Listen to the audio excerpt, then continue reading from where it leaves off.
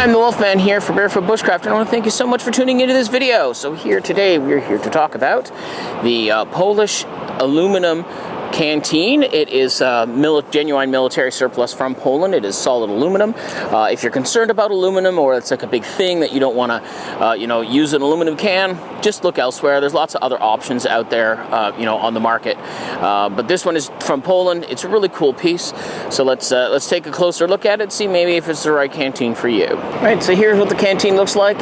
They say it holds about 0.8 liters of water. It actually holds a full liter if you fill it right up. It comes with this nice, if you can get the original, it comes with this nice wool container for it, or this wool, whatever you want to call it, pouch or whatever.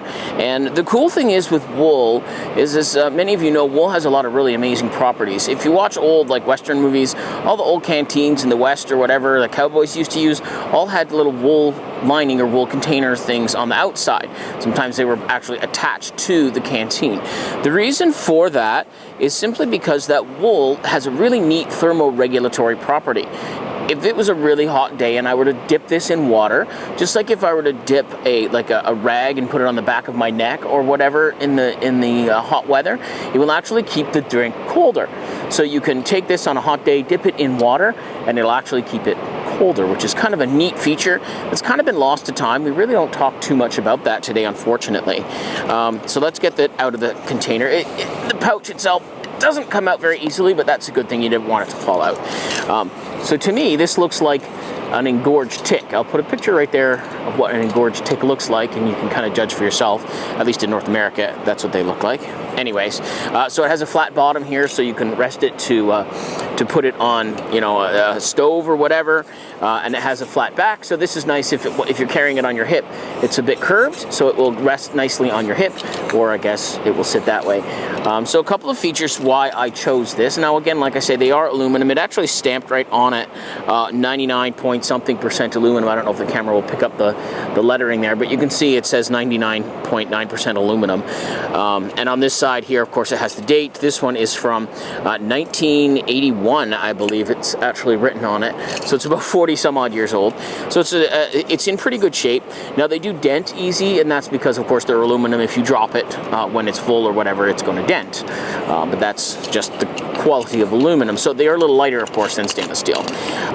So one of the things I love about it, I like this. I like that it has this cap, the little chain on the cap right there, so that's going to allow me to not lose it. Not that I really am in the habit of losing the caps. I just think it's a nice feature that I don't have to worry about losing the cap.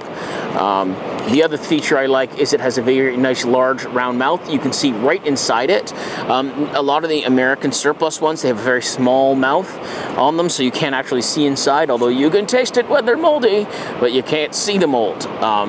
So it's easy to get a bottle brush in there. I suppose you could put soup in here as well, and then you can be assured you're going to clean it. So that's one of the reasons I like that.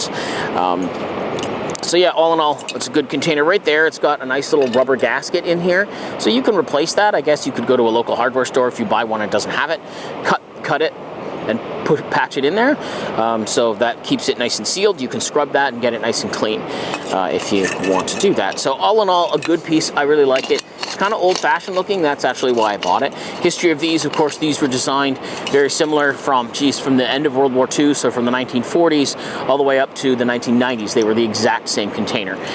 Slavic engineering is always such, like, the Lada Niva. Once you've got it right, don't change it. Don't mess with the system, because the system works.